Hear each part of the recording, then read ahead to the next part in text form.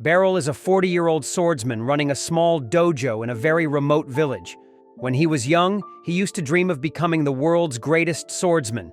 But those days are long gone, and now he has accepted that he is just above average when it comes to his sword skills. Though he could not make a name for himself as a swordsman, Beryl has discovered that he has a talent for teaching, and he uses it to teach the students of nearby villages, keeping his family's legacy of swordsmanship alive. Many of his students have made a name for themselves in the world, and thanks to that, he feels completely satisfied with his slow life. But his parents are not. They want him to marry and give them cute grandchildren to spoil. And Beryl struggles to explain to them that he is an incel who can't pull a girl even if he wants to. One day, as they are eating lunch and the old-timers are pressuring Beryl to get a wife, someone knocks on the door. Beryl quickly goes to open the door in order to get away from his parents' nagging, but he is surprised to see his former student standing in front of him. He welcomes her inside, and Lucia informs Beryl that she has recently been promoted to the commander of Royal Knights. Beryl is impressed on learning this, and Lucia tells him that apart from her other duties as the commander, she also teaches the knights swordsmanship. She says that she recommended Beryl's name as a special instructor for the Royal Knight Order, and the Imperial family accepted her recommendation.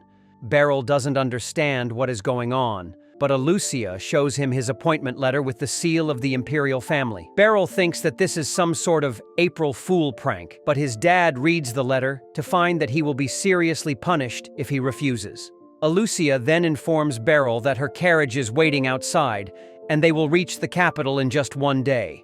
Beryl is not sure about it yet, but his dad tells him to go to the capital and find a good wife. He even jokes that he should try dating Lucia, and while Beryl discards the idea because of the age gap, Lucia would totally let him hit.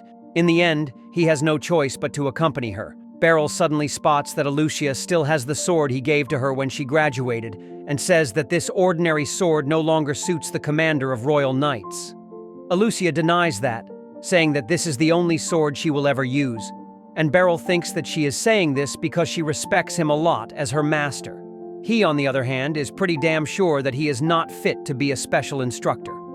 Lucia suddenly starts talking about how excited she is for Beryl.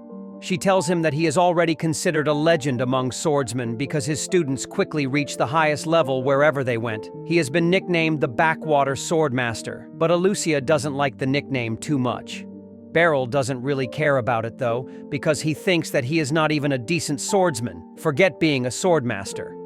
After a few hours, they finally reach the capital city, and Lucia shows Beryl to an inn for the night. The next morning, she takes him to her knight order and introduces him as her master, who is way stronger than her. Beryl panics after this hype-building introduction, but he keeps his speech a short and humble one. After the speech, Lucia tells Beryl that he has to instruct the knights every Sunday, which is his day off in the village dojo, so it will not be too difficult for him. Just then, another female knight comes running towards them, calling Beryl master, and he recognizes her as Kuruni, one of his most hardworking students. He praises her, saying that she has become a fine knight just like she always dreamt of, and Kuruni replies that she is excited to learn from him again.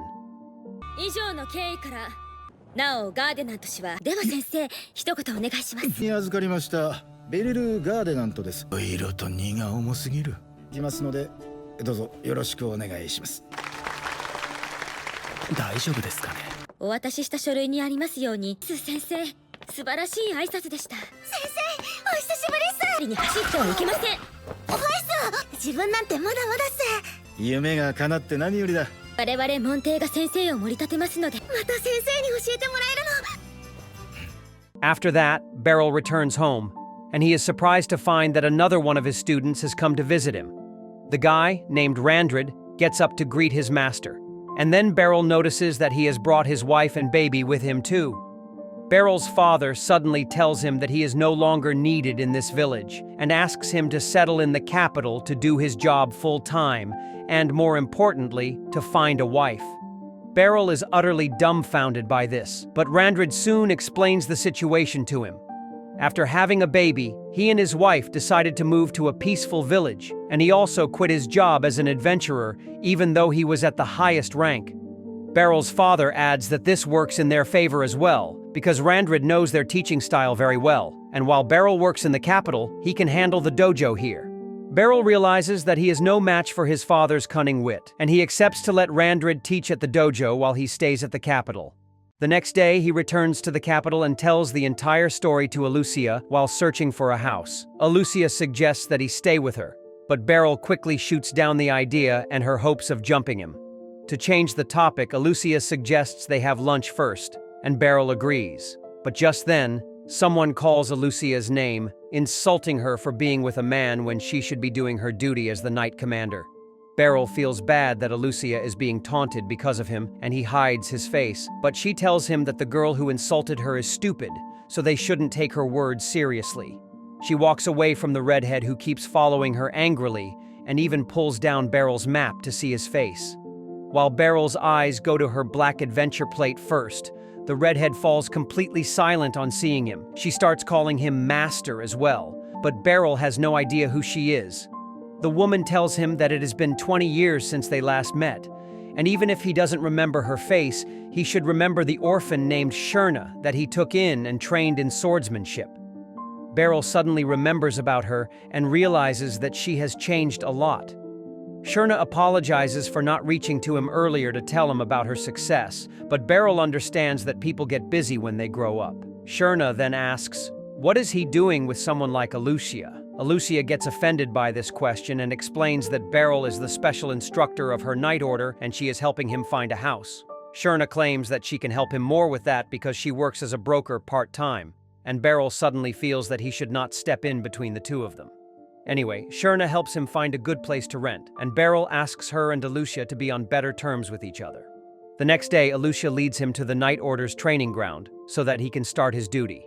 She tells everyone to get in line, but then her Vice Commander Henblitz steps forward and challenges Beryl to a duel so that he can see if he is strong enough to teach the Royal Knights. Alucia accepts the challenge without even consulting Beryl, and he can't go back on her word now. As he gets ready to face Henblitz, the knights start gossiping about him, saying that he doesn't look strong or skilled enough to teach them. Beryl completely agrees with them, and then Henblitz also tells him that he thinks Alucia is making a mistake because she respects her master too much, but he will correct that mistake. With that, Alucia gives the signal to start the duel, and Beryl decides to at least look cool while he gets beaten to save his student's reputation. Henblitz suddenly dashes towards him and begins swinging his sword furiously. Beryl only dodges his powerful attacks, but then he deflects his sword's direction just by a small degree, leaving Henblitz completely unguarded and hitting his chin. Beryl gets concerned about hurting him because he planned to stop. Both the fighters get back to the starting position to resume the duel, and this time, Henblitz decides to use his full power. Beryl realizes that Henblitz is faster and stronger than him, but his moves are super easy to read and deflect just by changing his direction a little bit. Henblitz gets pissed when Beryl deflects his sword, so he decides to unleash his ultimate move by spinning rapidly. However, when he lands on the ground, his sword doesn't hit anything, and Beryl is already behind him, tapping his shoulder with his sword to claim victory. そうだね。私はそれを正すべき立場にある。君は間違ってない。では始めてください。師団の誉れは凄まじいな。切れば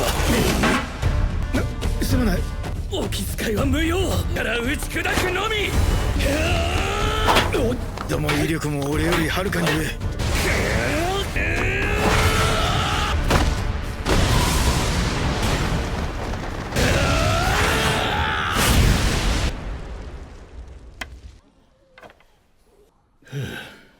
Henblitz is completely bamboozled, but he quickly admits defeat and then turns into Beryl's fan, treating him to dinner at a bar to apologize for being rude earlier. He keeps praising Beryl and asks how he dodged his spinning attack earlier, and Beryl replies that he just matched his spin and used it to his advantage. He tells Henblitz that if he had been less rigid in his approach, he would have won the duel, and the Vice Commander gets really excited to learn such fine details from him in the future. Soon after that, Beryl starts teaching the knights seriously. As he teaches two knights about using their opponent's focus on their sword to close in the distance between them, everyone stops to listen to him. Beryl feels that they are giving him unnecessary attention, because this is just common sense that he got from his experience. After concluding the teaching session, Beryl takes a break, and Hen offers him a towel. Beryl remembers how intense the guy was during their first sparring match, but thanks to that, everyone respects him now. Suddenly, Kuruni comes running and offers to show Beryl around the city if he has no plans for the day. He tells her that he is free and takes up her offer. When Hen also insists that he see the city, on the other hand, Alucia is delivering her weekly report to the royal officials, who are quite curious about the performance of Special Instructor Beryl. Alucia assures them that Beryl has exceeded everyone's expectations already, and then leaves the room. She suddenly starts thinking about how she first met Beryl, when her parents moved to a nearby village and enrolled her in his dojo. Alucia was a bit shy back then, but when she saw Beryl for the first time, she thought he was a kind and trustworthy guy. The training he put her through was quite unique, because it focused on making her entire body stronger and more efficient. Though she did not get the point of the training at first, she kept on doing it, because Beryl praised her for even the slightest things she did well. By the end of the year, she could feel the difference in her abilities. One day, Beryl decided to spar with his two best students, Randrid and Alucia, to test their progress. When Alucia's chance came, she couldn't find any opening in Beryl's stance. But the moment he moved his arm slightly, she tried attacking him, only to get defeated within a split second. She was taken aback by this, but Beryl praised her, saying that she had good instincts because she found the correct time to attack him. Alucia couldn't understand what he meant back then, but soon, Beryl took his students to another school to compare their skills with the students there. Alucia found that her opponent's stance was pathetic, and it didn't take much effort for her to score the winning point against him. The rest of the students won their bouts as well, and when they were on the way back home, Alucia asked Beryl if their dojo was too strong. He just replied that she should not think about winning and losing too much, and rather focus on learning from every chance she gets. Suddenly, Alucia realized that she forgot her hairpin at the dojo and immediately ran back to get it. However, the students of that dojo were already waiting for a grudge match. They told her that she would have to fight them for real to get her hairpin back, but when Alucia refused, they decided to attack her anyway. Luckily, Beryl arrived there just in time to take the attack on his back to save his student. The jerks from the dojo tried to attack him, but Beryl quickly took the sword of their leader and pushed the others back before picking up Alucia's hairpin. This frustrated them, and he took his friend's sword to attack Beryl while he was bending down. But just then, his master came there and stopped him. The jerk tried telling his teacher that Beryl's students humiliated them earlier, so they were just getting even. But the wise man told him to shut the hell up. He told his students that they lost because they are not skilled enough, and no matter how many of them gather, they won't be able to beat Beryl. The man then kneeled down, apologizing on behalf of his students, but Beryl told him that it was no big deal. 寸止めなんかで勝った気になってんじゃねえ。お断りします。取れ。文句はねえよな。先生。どけ。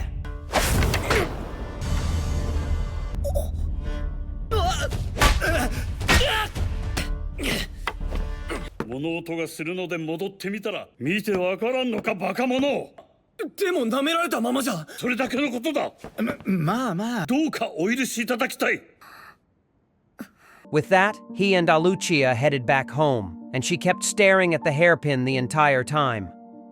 She apologized to Beryl since he got hurt because of her, but he told her that it was nothing. He said that he should have gone with her from the start to avoid the situation, but it was all good since she didn't get hurt, and Alucia suddenly started crying on hearing this. Soon after that, Beryl and Alucia had another sparring match, and this time, she used his technique against him and won a point. Both of them were surprised by this, but Beryl accepted that he could not teach Alucia anything more now. He gave her a real sword as her graduation gift, and even though Alucia did not want to leave him, she accepted his decision. After leaving Beryl's dojo, she immediately went to the capital city to prove to the world that her master's sword skills were the best. She took the exam to join the Knight Order and defeated her opponents instantly. Even the examiners who tried to test her lost against her. Because Alucia found they were much slower than Beryl, she joined the Knight Order with full marks and then quickly made her way to the top. Throughout her journey, she realized that no one in the entire Night Order could compare to Beryl, and she decided that she would not let him waste his life and talent in the countryside. So, when she became the commander of the Royal Knights, she recommended his name to become a special instructor and brought him to the capital. Now she feels that in the 10 years she was away from him, he has become even sharper and stronger. After coming out of her nostalgia, Alucia goes to the training hall and finds the knights practicing with each other. Hen tells her about the things Beryl taught them today, and then reports that Kuruni is taking him on a tour of the city right now. Alucia gets jealous on hearing this, because she wanted to show Beryl around the city on a date. Meanwhile, Beryl is marveling at how big the city is when he suddenly runs into a magician named Feast. She calls him master like everyone else, but Beryl doesn't even remember her. Feast acts sad that he can't remember her. And only after she shows him the graduation sword he gave her, he realizes that she used to be one of his students as well. He remarks that she has changed so much that he can't even recognize her now, but Face is not pleased with his answer. Kuruni joins the conversation and tells Beryl that Face is now a powerful wizard with the magic division now, and that shocks him because he doesn't remember her being able to use magic. Feast startles him by creating a fireball out of thin air, and Beryl is impressed because only the most talented and hardworking people can become wizards.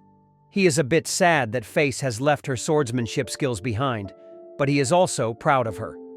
Just then, they hear a woman scream as a thief steals her purse. Beryl and Kuruni get ready to catch him, but Face stops them because she wants to deal with the situation herself. She draws her sword and then charges it with magic before sending a flying slash towards the thief. The magic slash ties the thief's legs together, causing him to fall to the ground. Kuruni immediately puts him under arrest. Feast then proudly tells Beryl that she uses the sword skills he taught her in the form of her unique sword magic, and he feels even more proud of her. 私はなしでもできる。すごく頑張った。私がやる。は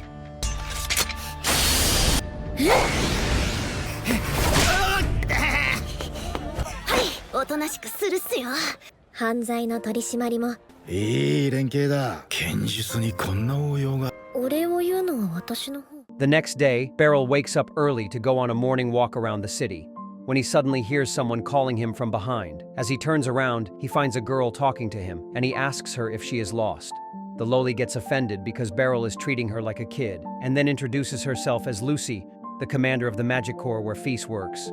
Beryl still thinks that the loli is just a girl playing games, so she creates a huge fireball to show him that she is the real deal. He finally believes her after seeing the fireball, and Lucy invites herself over to join him on the walk. She tells Beryl that Face told her a lot about him, and that made her realize how strong and skilled he was. Beryl acts humble and says that he is just a regular country bumpkin, but Lucy doesn't believe him. Instead, she leads him to an open area in the middle of the city and tells him that she is obsessed with magic and always tries to improve herself. Beryl replies that he gets her because he does the same with his swordsmanship, but he doesn't realize what Lucy is planning. She tells him that she wants to test her skills against a strong opponent, and then suddenly launches an attack in his direction. Beryl dodges the attack thanks to his quick reflexes, and then draws his sword because he realizes that Lucy is serious about fighting him. Lucy asks Beryl if he doesn't want to test how much he has grown against her. She asks if he doesn't think she is a strong enough opponent for him, and Beryl replies that he is the one who is not strong enough. Lucy tells him that they will find it out after the fight, and then combines her smaller fireballs into a huge one to yeet at him. Beryl dodges the giant fireball at the last moment, but Lucy doesn't give him a break. She keeps shooting fireballs at him, and Beryl barely manages to dodge all of them. Immediately after that, Lucy creates sturdy ice crystals and throws them at Beryl, but since they are solid, he doesn't have much trouble slashing them in half. Lucy decides to go back to shooting fireballs, and Beryl dashes towards her, aiming to knock her out quickly. He reaches dangerously close to her, but just before he can hit her, Lucy unleashes a firestorm from her body, forcing him to back away. Beryl tells her that it is cheating if she protects herself like that.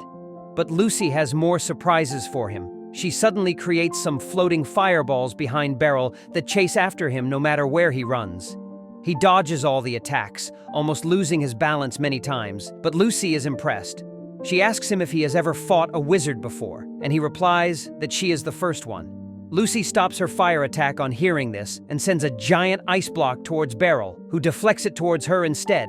Lucy simply vaporizes it with fire, and using the steam as his cover, Beryl decides to land the finishing blow on her. However, Lucy was ready for that, and she electrocutes him mid-air and throws him back. She tells Beryl that he is even better than she expected, and he deserves seeing her ultimate attack. She starts gathering her magic for the ultimate attack, and as Beryl sees the space around her get distorted, he realizes that he will be done for if he gets hit by the attack. Luckily, Lucy changes her mind at the last moment and cancels the attack.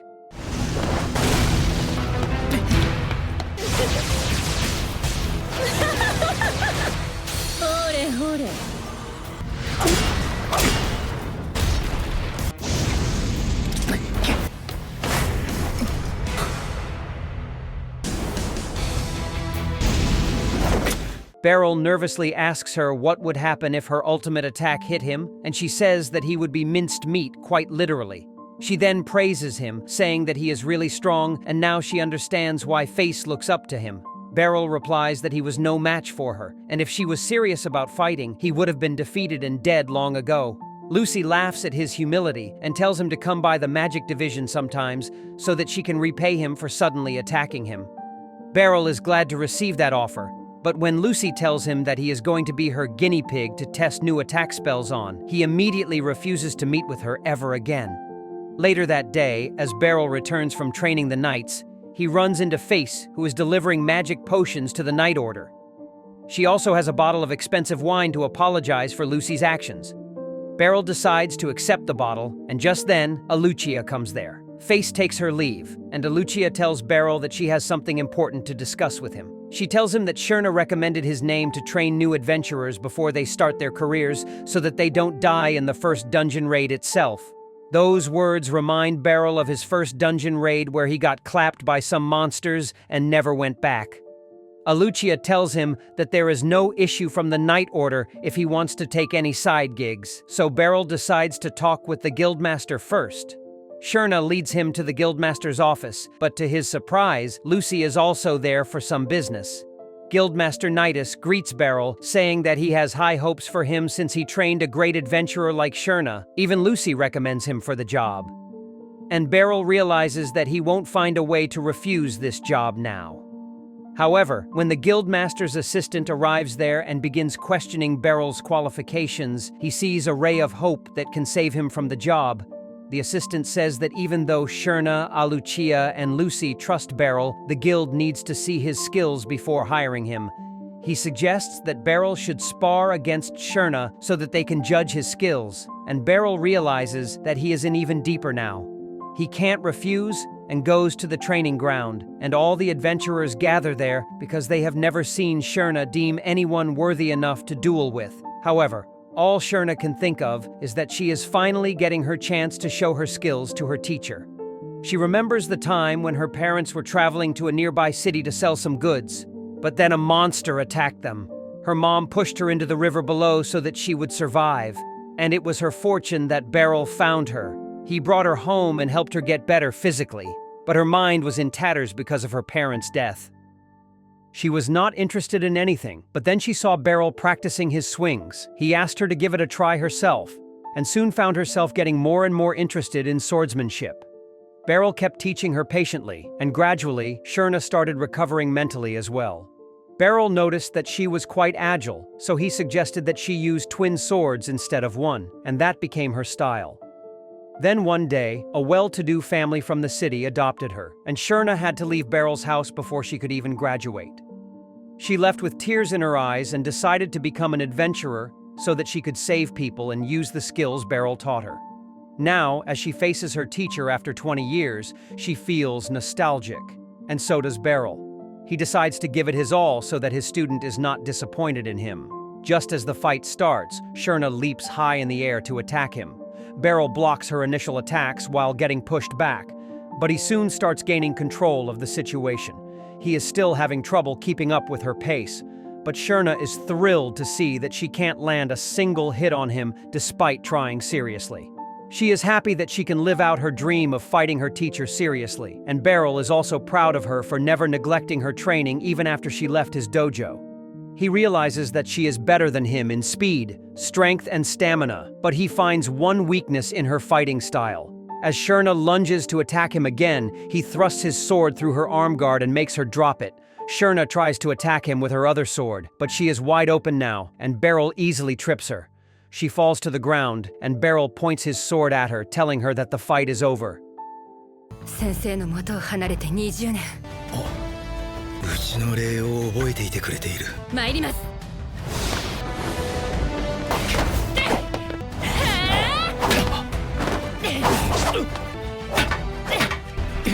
とんでもないスピードだ。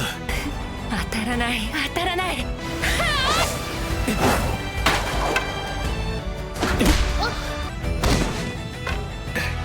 一本かな。ありがとうございました。Sherna is really happy that she lost and thanks Beryl, and the crowd goes crazy on seeing such a high-level fight. Sherna tells him that, as she expected, she is not good enough to beat her teacher yet. Beryl tells her that if the fight had gone on for 10 more seconds, he would have lost, but he noticed in time that she has still not mastered her left hand yet. Just then, Lucy and others also come there, clearly impressed by Beryl's skills. The assistant apologizes for doubting his skills, and then the guildmaster asks him to start teaching the new adventurers at the earliest. Only then does Beryl realize that he should not have shown his skills because now he can't turn down the job. The next day, Beryl and Sherna lead a team of 3 newbies into a beginner-level dungeon. Despite being nervous, the newbies successfully explore the dungeon and hunt the goblins they find, and Beryl doesn't get the chance to teach them anything. He is satisfied with this. But as they are heading outside, Sherna says that it is odd that there were so few monsters inside the dungeon. Suddenly, the monster detecting device with the adventurers explodes, but they don't pay it any mind and head outside. Beryl notices the presence of a strong monster outside, but he is not quick enough to alert the newbies in time, and one of them gets attacked by a griffin. Beryl and Sherna rush outside and find that the newbie is still alive despite his injuries. But the more worrisome news is that they are facing an extremely dangerous S-rank monster. Beryl curses his luck for bringing such a powerful monster here on the first day of his job. He asks Sherna if she has any potions, and she affirms. Beryl is glad to hear that, and he thinks that while Sherna holds the monster back, he can treat the injured newbie. He stretches his hand towards her, asking for the potion. But Sherna just thinks that he is asking her to tag him. So she does just that, and tells Beryl that she agrees with him, and it will be better if a master like him fights the monster. She immediately runs away to save the boy, and Beryl is bewildered. However, he doesn't have any time to clear the confusion because the griffin attacks him, and he quickly dodges it. Beryl takes his stance, realizing that he has got no other choice but to fight. The monster keeps attacking him with its claws, and Beryl keeps getting pushed back little by little as he tries to parry its strikes.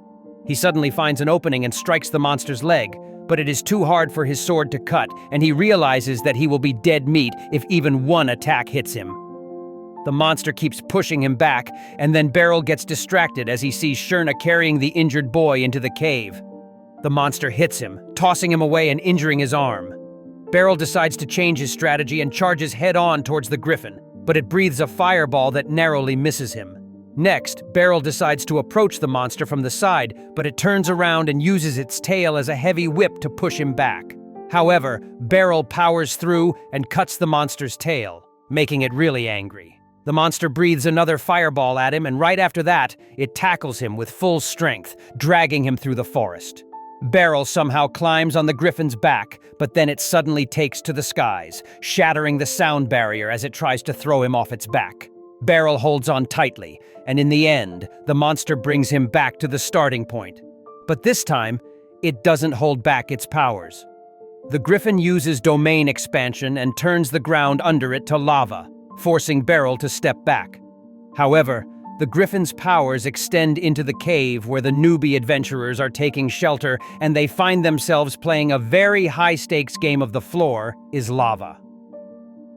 As Beryl hears one girl screaming, he realizes that he can't wait any longer. He runs on the lava, attacking the griffin from different directions to confuse it. The griffin starts spamming fireballs at him, but Beryl uses the explosion to propel himself forward. Using the extra momentum, he manages to pierce the griffin's eye, but his sword breaks in the process. Beryl fears that this is the end when suddenly he sees Shurna jumping off a cliff and heading straight towards the griffin. She pins the monster down and without wasting a moment, cuts off its head. 手間取ってる暇はないな。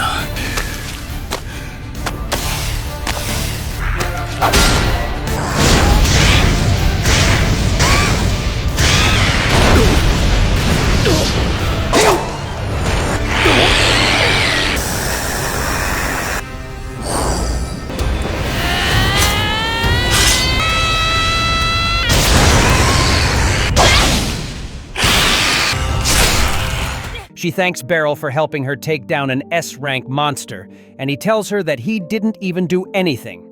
Beryl then asks about the injured noob's condition, and Shurna tells him that he will pull through. After that, Shurna and Beryl go to the guild headquarters and show the proof of killing an S-rank monster to the guild master. He can't believe that they killed such a dangerous monster while protecting 3 newbies. And Shurna says that they all survived only because Beryl was there. He doesn't even get to tell the guildmaster that Shurna dealt the killing blow because the guildmaster begins thanking him and asks how can he repay him for it. He offers to make him a high-ranking adventurer right away, but Beryl instantly refuses that offer because he is not interested in risking his life each day. After that, the guild sends a team to recover the griffin's body, and Shurna thanks Beryl for what he did today. He refuses to take too much credit and says that they won without any casualty because she made all the right decisions. The next day, Beryl asks for Kuruni's help because he needs to find a skilled blacksmith to repair his sword. Alucia tags along purely out of jealousy, but tells Beryl that she will help him choose a new and better sword that fits his strength and skills. Once they reach the blacksmith shop, Beryl immediately recognizes the blacksmith as Boulder, one of his former students. Even Boulder is surprised to see his teacher after such a long time. And Alucia is surprised that even people who can be classified as uncles have learned from Beryl. Beryl explains that Boulder was his only student who was older than him. He wanted to make better swords, so he joined his dojo to learn how a swordsman actually uses them. Beryl tells him that he is glad to see that he has opened his dream shop, and Boulder is grateful to him for that. He then asks everyone their business, and Kuruni asks him to sharpen her short sword. Boulder takes one look at it and tells her that it is too damaged to be repaired and she should just get a new one instead. Alucia is surprised by this because Kuruni doesn't use her short sword roughly. Beryl asks her how the sword feels in her hand, and she replies that it feels nice and light. Both Beryl and Boulder immediately understand that a short sword is not the right pick for Kuruni, because she is not feeling the weight of her weapon. He suggests her to try a bigger sword, and Kuruni likes it, so she decides to buy it. After that, Beryl starts looking for a sword that fits him, and Alucia suggests that he get one custom made for him. He tells her that he doesn't want anything so fancy, and just then Shurna comes to the shop as well. As usual, she and Alucia start throwing shade at each other, and Beryl tries to stop them. He asks Shurna what is she doing here, and she immediately places the leg of the griffin they hunted the other day on the table, telling Boulder to make a long sword for Beryl out of it. Beryl tells her that he can't accept it because she was the one who defeated the monster, but Shurna refuses to hear any logic. She tells him that he lost his sword because of her, so she must give him a new one. Boulder also supports her, and in the end, Beryl has to accept the sword. Boulder is pretty thrilled about making a sword out of a S-rank monster's part, and he asks Beryl for a week so he can do his best. Beryl has no problem with that, and he says that it is time to leave the shop. But then Kuruni asks him to train her to use the big sword properly. He takes her to the training grounds and teaches her how to swing the sword without getting overwhelmed by its weight, and then heads to the local bar to have a drink. He leaves the bar in a good mood, but as he is crossing the street, a thief tries stealing his purse. Beryl quickly catches her in the act, but the thief blasts him with a fire spell to escape. She goes to the hideout of a local gang and gives them all the money she has stolen today. The gangsters are disappointed because it is less than usual, and they complain that she is slacking. But their boss knows that the girl won't do that because she has to earn her keep. The girl named Mui stays silent throughout this conversation, but then she realizes that she dropped her pendant, which has been picked up by Beryl. The next Beryl spars with Henblitz to see how much he has improved and finds that he is getting better and more crafty in using his sword. However, he is still not at the level where he can land a strike on Beryl.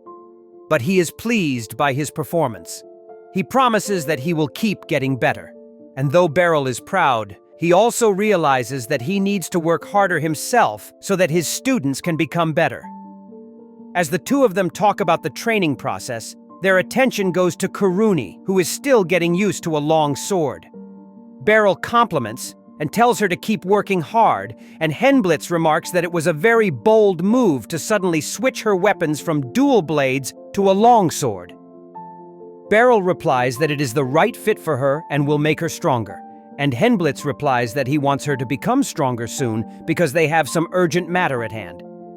Beryl inquires about it and learns that a group of thieves who call themselves the Dark Hand of Twilight have started working in the capital, and the Royal Knights are trying to investigate them with other forces. Henblitz says that once they find their hideout, they will destroy the group entirely, and Beryl agrees with the idea. He says that the Knights probably won't lose even if their numbers are equal to the thieves, but he recommends having an unfair advantage to make sure that nothing goes wrong. Henblitz thinks that Beryl is interested in helping them, and he asks him to leave the rough task to him. Beryl just wipes his sweat because he was almost roped into fighting some thieves. Suddenly, he takes out the thief girl's pendant to ask Henblitz to find its owner. But just then, Kuruni comes there and asks if he plans to gift it to Alucia. Henblitz joins her and praises Beryl's taste, but he freaks out because he doesn't know how to react to this. He then tells his two students the story of his encounter with the thief girl and how she startled him by using magic, so he had to let her go. Henblitz and Kuruni are confused by his story because using magic is a rare and valuable talent, and anyone who can do so should not need to pick pockets. Henblitz suggests that maybe the thief was using some magic accessories that she had stolen earlier. Kuruni changes the topic and asks Beryl what he wants to do with a pendant, and he replies that he wants to return it to its owner because it might be stolen too. Henblitz tells him to turn it over to the receptionist at the night order, and Beryl does that before heading home, relieved. He doesn't want to get involved in the case any further, but the death stare the girl gave him last night still bothers him. Just then, he walks past an advertisement board and begins looking for something that interests him, and suddenly, he hears a girl cussing loudly as she searches for something. Beryl asks her if she lost something, but the girl, Mui, is already pissed enough to handle being bothered by a rando on the street. She yells at him to leave her alone, but Beryl is already in her face and they both recognize each other. Mui attacks him, telling him to return her necklace, and Beryl feels awkward with everyone staring at them. He tells her that they should not attract too much attention to themselves and takes her to a quiet street where he asks her if she stole the pendant. Mui replies that it was hers, and Beryl believes her. He tells her that he gave it to the Night Order as lost property, and Mui gets anxious because now getting the pendant back won't be easy. However, Beryl has her covered, and he asks her to come with him because he can help her prove that the pendant belongs to her. Mui doesn't fully trust him, but she angrily follows him. Beryl tries to initiate small talk with her, but she is not interested at all. And when he tells her to stop doing dangerous things, she turns her face away. Beryl feels that she knows that what she is doing is wrong, and that makes him more curious about her story. Soon he gets the pendant back from the Night Order, and Mui goes feral as she tries to get it from his hands. Beryl tells her to wait, and just then Alucia arrives there. One look at Mui and she immediately thinks she is Beryl's secret child or something, but he tells her it is not the case. He goes to her office and tells her the full story. Alucia asks Beryl what should they do with the girl, but Mui knows her rights and tells her that she can't arrest her unless she catches her in the act. She then demands Beryl to return her pendant, and when he asks if she will stop picking pockets if he does that, she refuses. Alucia tells Mui that she has great potential if she can use magic at her age, and she asks her not to waste her talent like this. Beryl also encourages her to tell them if she is facing any problem because they help her, and Mui decides to open up to them. so that she can get her pendant back. She tells them that a man promised to bring her dead sister back to life if she paid him 5 million coins. And since she couldn't get that money quickly another way, she became a thief.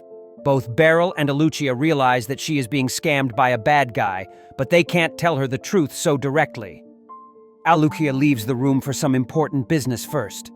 And then Beryl notices that Mui is really hungry. He buys some bread for her. And as Mui bites into the whole freaking loaf, he tells her that he wanted to see her again after last night, and it was fate that brought them together. He assures her that he can help her and things will turn out well in the end, but Mui doesn't care about his words. Defeated, Beryl returns her pendant, and Mui tells him that she is leaving now. However, before she can go outside the room, Alucia returns with Lucy by her side. Lucy is curious to see if Mui really has any talent for magic, but the girl refuses to talk with someone who looks much younger than her. Lucy shows off her skills by setting the teacup on fire to warm it, and Mui gets scared of her. Lucy then orders her to enroll in the Magic Academy, but Mui refuses, saying that she has to earn 5 million coins quickly so that she can revive her sister. Lucy gets to business and tells her that the magic to bring back dead people doesn't exist. Mui feels her world shattering as she hears this and tries to argue, and even Beryl asks Lucy to stop, but she replies that it is better if the girl learns the truth before it is too late. Mui refuses to believe her and says that she saw the wizard use magic to bring her sister back to life temporarily. She says that as long as she keeps paying money, her sister's body will not decay, and when she deposits the full amount, the wizard will bring her back to life. Lucy is tired of explaining to the dimwit that resurrection magic is not real, so she asks her to reveal the name of the wizard so that she can confront him and learn if he is speaking the truth. Mui is reluctant to tell her anything, but Lucy convinces her to give up the wizard's name by saying that if he really can bring the dead back to life, she will pay the 5 million coins from her pocket. Mui reveals that the man calls himself Twilight, and Lucy asks her to take her to his hideout. Alucia decides to come along too because Lucy might need backup, but she refuses to take the knights with her because they attract too much attention. Instead, she wants Beryl to come with her because she knows he is worried about the girl. Mui leads the two of them to the hideout of the gang called Dark Hand of Twilight, and they are surprised to find that it is not far away from the main road. Once they reach the building, Beryl starts feeling like he should have got a real sword for the mission, but Lucy tells him that with his skills, a wooden sword will be enough. She starts walking towards the door, but Mui tells her that the gate doesn't open and they have to use the door in the back. Unfortunately, Lucy is not in the mood to take any detours, and she uses her magic to blow open the door. The thieves hiding inside are shocked to see intruders, and one of them tries to scare Lucy away, only to get sent flying by her magic. She tells the thieves that she is here to talk with their leader and not the bottom feeders, and just then she senses that he is downstairs. She decides to go and have a chat with him and leaves the thieves upstairs to Beryl. Beryl draws his wooden sword, and the thieves get offended because they think he is underestimating them. One of them curses Mui for bringing enemies to their lair and charges at her, but Beryl gets in the way and knocks him down with just one hit. As the fight begins upstairs, Lucy reaches the basement where the wizard named Twilight is sitting on top of a coffin.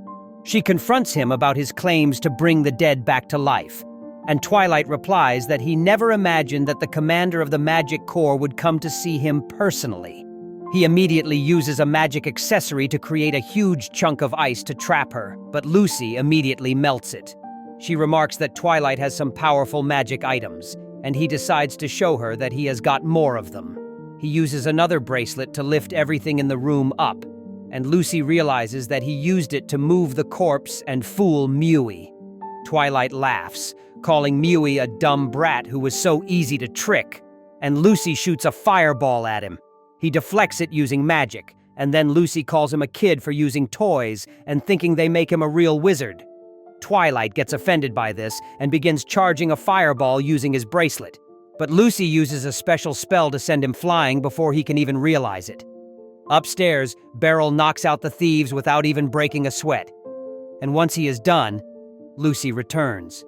Beryl asks if she did her job too, and she brings Twilight, who has given up hope to even stand up against her. She slams him on the ground and asks him to tell the truth to Mui if he doesn't want to get hit by her spells again. Twilight says that resurrection magic doesn't exist, as he asks Lucy to spare him. Mui is devastated on confirming the truth, and Lucy decides to leave her alone with Beryl while she contacts the Night Order to arrest the thieves. Beryl and Mui go downstairs to find the coffins empty, and Mui feels that she has nothing to live for anymore. She wonders what can she even do now, and Beryl tells her that everything will be fine, and it is the job of adults like him to help her figure it out. Soon after that, Lucy returns with the knights who arrest the thieves and take them away. Lucy tells them that Twilight didn't really seem like a boss character, so she is sure someone was controlling him, and she asks Alucia to continue the investigation. Alucia and Henblitz take the thieves away with that, and Lucy decides to take Mui's custody for the time being. However, just as all of them head home, the guy controlling Twilight comes there and uses his magic to cause him to blow up from the inside so that he doesn't talk. The man then returns to his boss, the Pope, who is the one behind the thieves. He has coffins full of dead bodies lined up in the church, and he tells his lackey that he did good by silencing Twilight because now they can perform a great miracle without anyone disturbing them. The next day, after Beryl is done with training the knights, Alucia approaches him and whispers that they need to talk in private.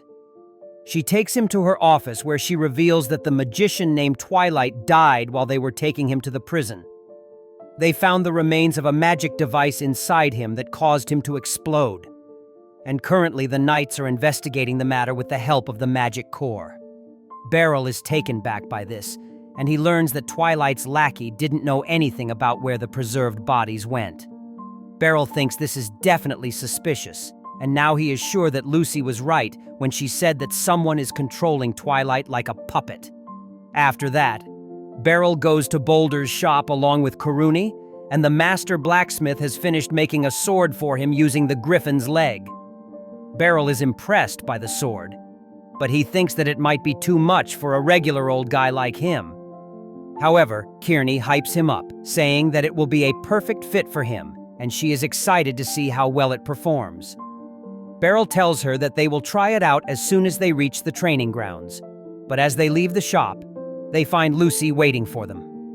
She tells Beryl that they need to talk in private, and he tells Karuni that the sword's test run is postponed.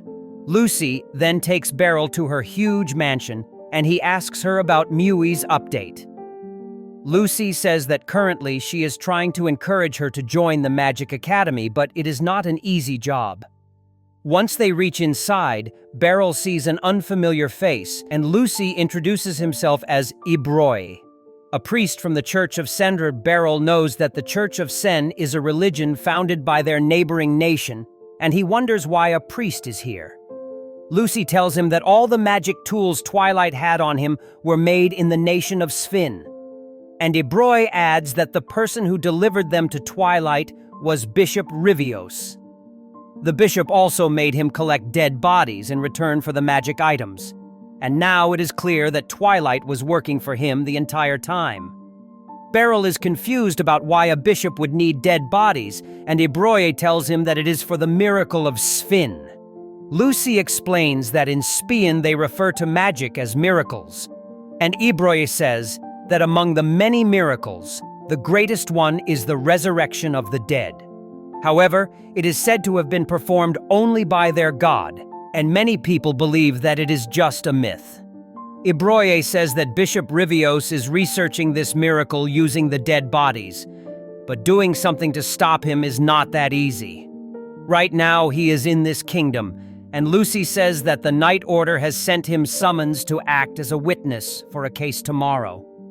She hopes that he peacefully complies with the order, because if he runs to his country, they can't do anything about him without creating tension between the two nations. Beryl gets a bad feeling about the direction this thing is heading in, and then Ibroi confirms his doubts by saying that if Revios tries to escape, he should be the one to capture him. Lucy says that if the Knights or the Magic Corps take any action, it can lead to an international incident. But Beryl is basically a freelancer, so he can arrest the bishop without too much trouble.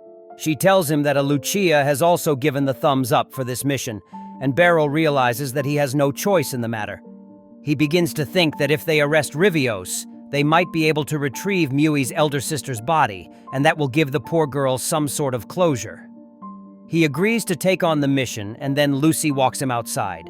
Just as they open the door, they find Miui returning from grocery shopping along with a maid. Things get awkward between her and Beryl, but he says that it looks like Lucy is taking good care of her. Miui gets mad at this and asks why are they being nice to her when she was a criminal just a couple days ago. She asks why do they care so much about her, and Beryl realizes that she is just confused about the sudden changes in her life. He tells her that she doesn't need to worry about these things because she is just a kid, and it is the duty of adults to look after children. He tells her to accept the kindness of the people around her because they won't hurt her or take advantage of her. But Miui finds it hard to accept. Beryl tells her that if she feels so bad about receiving things, she can pay him back by buying him dinner once she grows up. He tries to give her a head pat, but she pushes his hand away because she is still not comfortable with the idea of being loved. Beryl decides to let her take the time she needs, and he leaves the mansion to prepare for his mission. 君には未来がある。子供は難しいことを考えなくていい。子供騙しみたいなこと言うんじゃねえよ。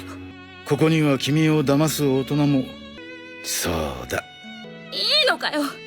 本当のことだよ。それでも納得いかないなら。バカにしやがって。じゃあ行くよ。じゃあね、ミウイ。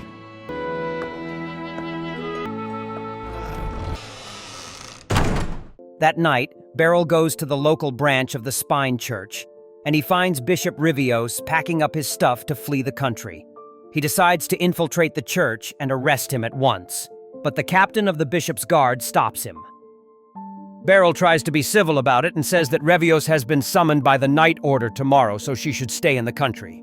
But the guard captain tells him that the bishop doesn't need to obey their rules. Just then, more guards come there, and the captain gives them the permission to use miracles. As he leaves, the 3 guards draw their swords and use magic to enhance their physical abilities. But Beryl has no idea about that because he has never seen that magic. The 3 guards attack him with great speed, and he has a hard time parrying their attacks at once. He realizes that he needs to give it his all if he wants to win this fight. So, he stops holding back. As a guard attacks him, he steps to the side to dodge and then slashes his stomach with his new sword. He is quite impressed with its sharpness. And then the 2 other guards attack him together. Suddenly, more guards come from the other side, and Beryl realizes that he is in trouble now. Luckily, backup arrives on his side too, and the guards are hit by a magic spell that disarms them. そんなものに従う言われはない。全力でかかれ。大いなる神のご加護よ。なんだ？力を与えたろう。身体強化魔法？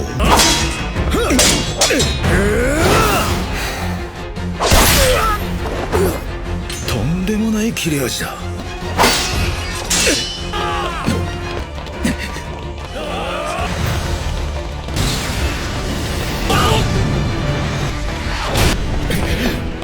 Feis, the magic swordsman, and Kuruni are there to back Beryl up, and he asks, "What the hell are they doing here?" They tell him that they were just passing by, and he is sure as hell that it is just an excuse. Anyway, he is grateful for their help because they help him take down the enemies. Just then, a guard attacks him, and as Beryl blocks his strike, the physical enchantment magic on him wears out, and he collapses on his own. Beryl still bonds him to be safe, and at the same time the other guards suffer from a similar fate. Soon more guards come running there, and the girls ask Beryl to let them deal with the situation. He thanks them, and then runs towards the church where the bishop and his guard captain are waiting for him. As the guard covers for him, Bishop Rivios uses his power to awaken the dead people from their coffins. One by one, they get up and surround Beryl, and then Miui's sister also joins them. As the zombies surround Beryl, the bishop and his guard leave. Beryl curses the bishop, saying that this is the opposite of a miracle. He wonders if he should fight back against the zombies when suddenly one zombie attacks him from behind. He pushes it back, but the zombie grabs his feet as the others come closer. Beryl beheads the zombie, who suddenly bursts into blue flames and vanishes. Now that he knows their weakness, Beryl easily kills all the zombies. But when it comes to Miyui's sister, he starts hesitating. He then makes up his mind and suddenly turns around, hugging and apologizing to her before taking off her head. She vanishes into a blue flame as well, and Beryl is moved to tears because now Mayui can't get the closure she deserves. As he is busy mourning the girl, the guard captain arrives there and uses the physical enchantment magic on himself. He dashes at Beryl without even giving him a chance to get ready. Luckily, Beryl blocks his first attack, but he finds it hard to block the next ones because the guard captain is stronger than anyone he has ever fought. Suddenly, the guard captain stabs his arm and Beryl takes a step back. However, he decides that he will teach this man who toys with other people's life a lesson. He rushes towards the guard, dodging his attack and then slashing his arm. The guard captain is shocked that someone can injure him even when he is buffed up. So he decides to pull out all stops and stabs himself with a magic dagger, further increasing his strength. He launches a ruthless attack on Beryl, who takes a lot of damage because he can't block all the attacks.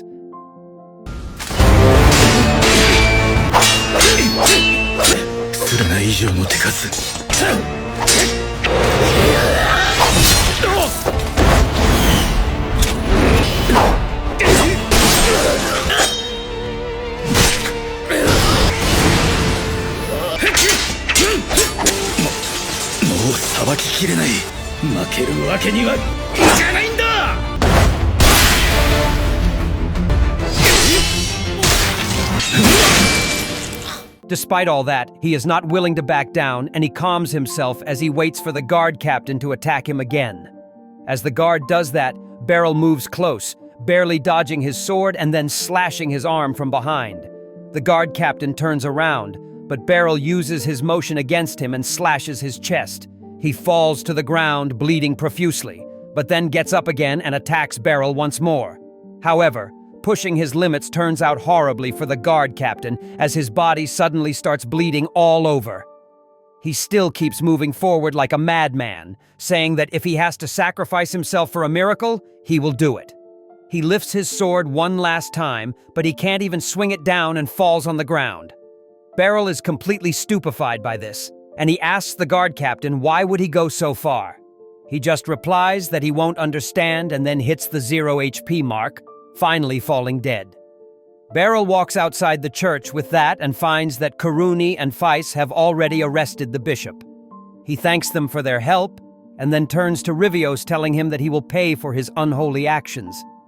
Rivios doesn't give a crap about it though, and he declares that the kingdom of Sven is doomed until the church obtains more power. And as a believer of their god, it is his duty to do anything he can to unlock more miracles. Beryl is dumbfounded by the old man's crazy-ass ranting, but his mission is officially over. The next day he reports everything to Lucy, who praises him, but he is still depressed that he couldn't help Miyui. Lucy tells him to follow her instead of whining because she has prepared a good reward for completing his mission. She takes him to a pretty house in a nice location and says that he can have it as a reward. Beryl is taken back by this, but since he was planning to buy a house soon, he is glad to accept it. He opens the door to enter the house, but he gets another surprise as he sees Miyui cleaning the floor. Beryl asks what is she doing here, and Lucy says that she is going to live here from now on. He doesn't understand. So she explains that Miyui is going to enroll in the Magic Academy, but she needs the permission of a guardian for that, and she is appointing Beryl as her guardian. Lucy says that it only makes sense for them to stay together, and then asks Miyui to trust Beryl because he is a good adult who actually cares about her. Miyui hears everything silently, and then opens the door in front of her saying that she wants this room. This is the end of From Old Country Bumpkin to Master Swordsman, Episode 6. Thank you so much for staying on this channel and watching our videos. Don't forget to like this video and subscribe to our channel so we can keep you updated with our latest content. See you in the next video.